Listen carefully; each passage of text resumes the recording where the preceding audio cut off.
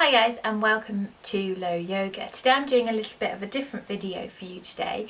Today I want to talk to you about yoga in pregnancy and also hypnobirthing, and how I think they're quite closely linked and how I'm going to be planning on using both of them during my labour.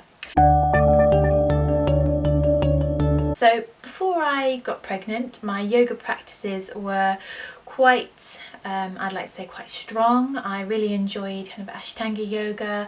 I enjoyed vinyasa flow. I loved moving with the body into arm balances, inversions, headstands, handstands. I was really moving through the body to build strength and also to open up the body.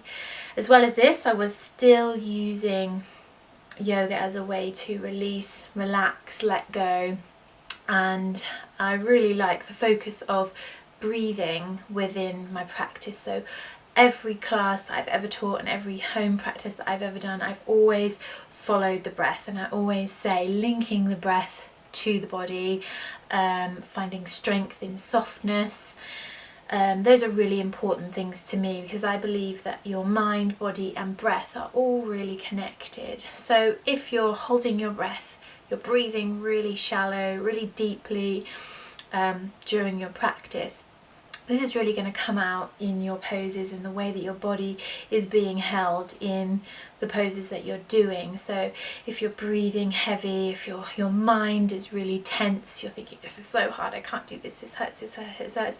It's going to be showing in your body as well. You're going to be tense, you're going to be clenching up, and it's going to be very difficult for you to open up and enjoy poses. So I'm always talking to the people that I teach about, as you exhale, you're letting go, you're releasing, and as you inhale, you're lengthening, you're opening up.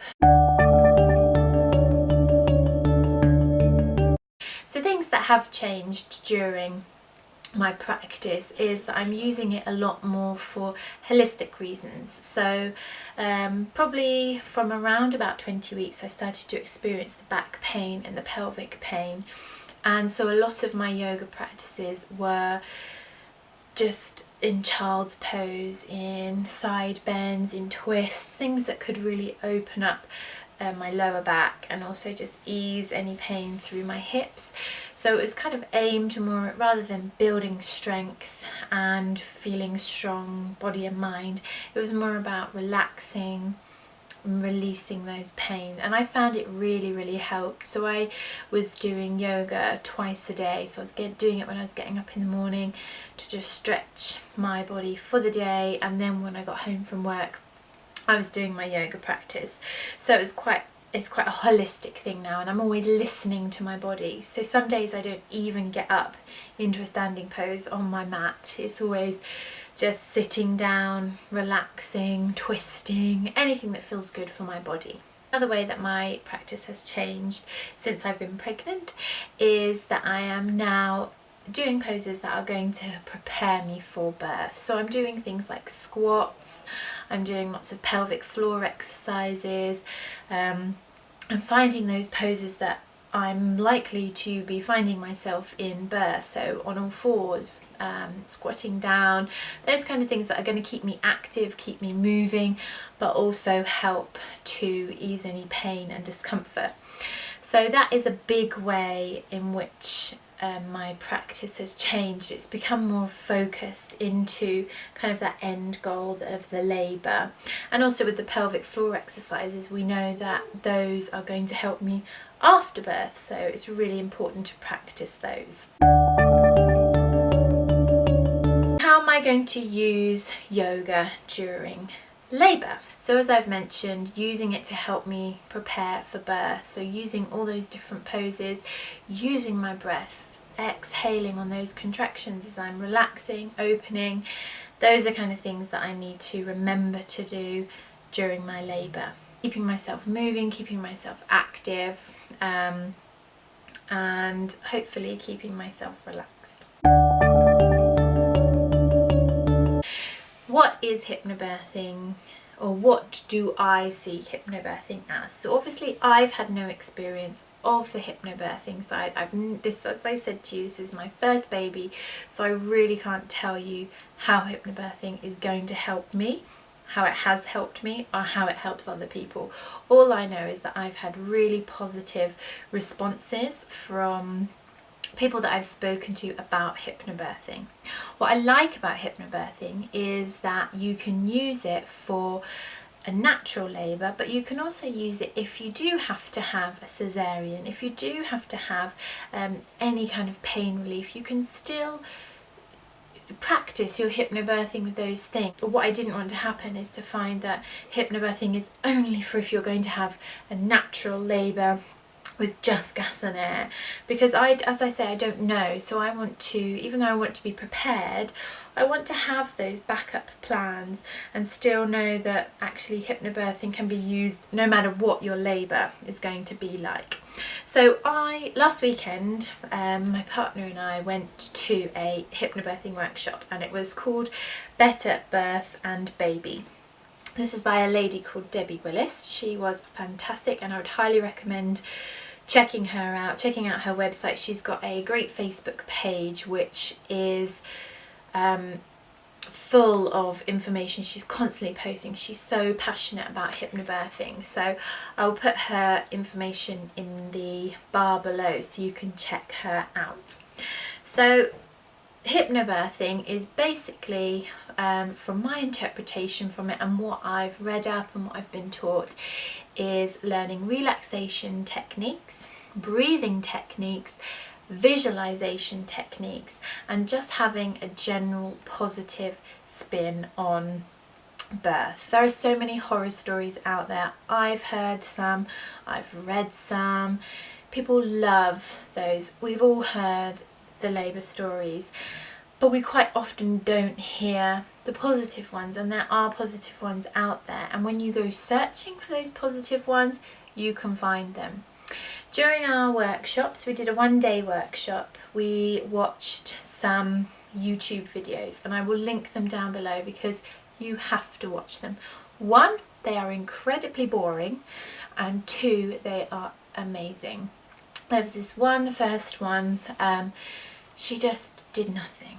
She was just so calm, so relaxed, and I was just like, I was so inspired by her, and I just thought, wow, amazing, it can be done. I need to be like this. So so basically with your hypnobirthing, what it basically is you are learning relaxation techniques, and that's through listening to positive kind of hypnosis tracks. So it's not being like completely hypnotized, you can't do anything, you're under the influence of someone else. It's about relaxing your mind and having certain trigger words that bring you into relaxation. So it takes a lot of practice. You cannot just suddenly put on the tracks when you go into labour. You have to have had practice with them, you have to have used them, you have to have practiced your relaxation techniques so that your body can just go into relaxation mode. Done. How am I using hypnobirthing in pregnancy? So I am, as I've only had the tracks for a week now, I've listened to them once. You're supposed to listen to them twice a week until you're, I think, 34 weeks, and then listen to them every day leading up to your birth. So each track, there's one track that I've got that's 40 minutes, one track that's about half an hour, and so you can alternate between the two. Obviously by then I'll be on maternity leave, so I can put 40 minutes aside every day to practice. As I say, you've got to be committed to this, you've got to really want to do it, and it is something that I really want to do.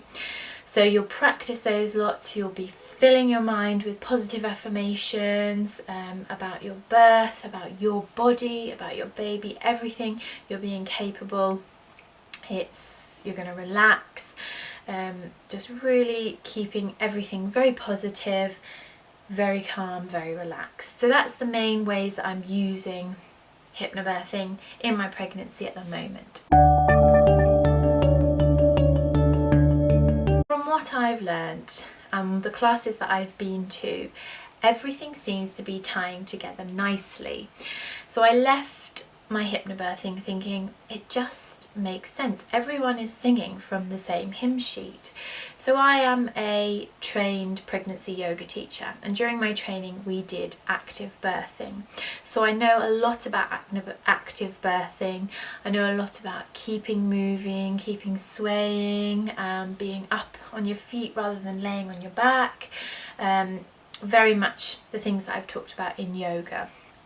So using those, the breathing techniques, everyone's saying relax, breathing into the contractions. The more that you tense up, the more you are bringing adrenaline into your body, which makes you feel unsafe. Your kind of mammal woman inside you, your she-wolf, feels unsafe, so she will not birth if she feels safe. So you need to relax, breathe, think really loving thoughts to release the hormone oxytocin, which is the hormone that births your baby, floods your body, makes everything lovely. So lots of oxytocin, no adrenaline, and that is through breathing techniques, keeping it calm, keeping yourself moving. Everything is linked together. I'm using my yoga to keep myself moving, to keep myself relaxed with my breathing.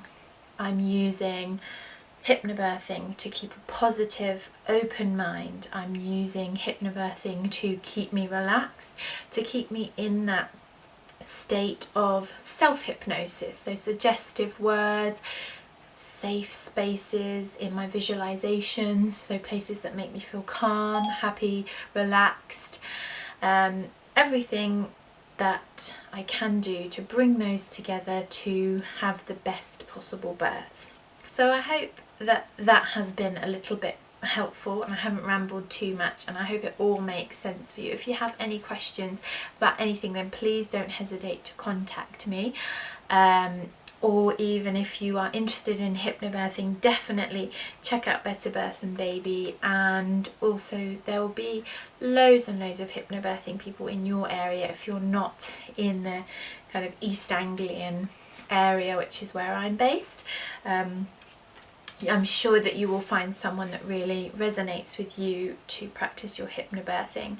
I would recommend the book Mindful Hypnobirthing by Sophie Fletcher. That is a great book. That is what I listened to on audio before I went to my active birthing class, because I wanted to learn a little bit more. She's brilliant at explaining about how hypnobirthing works, how you can use hypnobirthing, and she also gives you some tracks as well throughout the audiobook. You can buy the actual hardback or the actual hard copy of the book. I'm not sure if it comes with a CD or not, but there are web links to take you to relaxation tracks and pregnancy affirmation tracks, birthing affirmation tracks, and I listen to those quite regularly as well, so be sure to check those out if you are interested. I'll put the link down below for her book so that you can see which one I'm talking about. So if I was to recommend another book as well, which kind of ties in with all of my hypnobirthing, yoga, things like that, it would definitely be this book, which I have been reading for a few weeks now. So this is called The Positive Birthing Book, and again this just ties in nicely with everything that I believe in, with my yoga, with the hypnobirthing and everything that I'm practicing.